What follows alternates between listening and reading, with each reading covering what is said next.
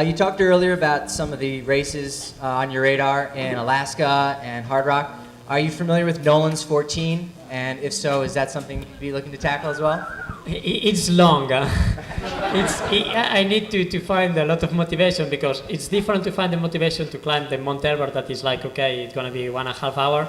But to find the motivation to be 60 hours, it takes time. So why not in the future? But I wondered if you've thought about whether you would use supplemental oxygen for Everest? No, of course, no. I think it's like doping. I think oxygen in a high mountain is like doping. It's not, yeah, it's a help that it's not natural. So it's the same as fixed ropes. If I go to Everest, obviously we don't want to use fixed ropes or Sherpas.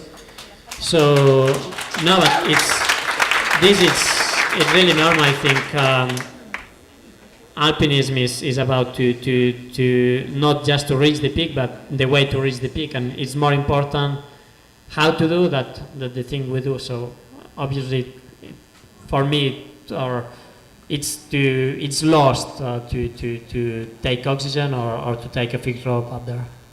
You talk in your book about running being allowing you to express your creative side. And I wondered if you have a run when you return home that really talks to your heart and your soul, and you can't wait to get back home and do that run.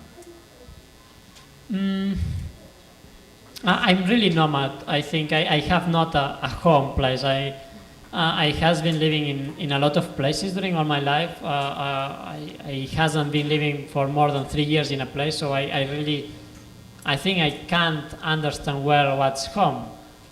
But yeah, for me, running it's a kind of expression. So you can play music, and you can draw, and you can run, and you can do sports. It's the thing that we were studying about the oxygen. That is not the thing that you do, but the way you do.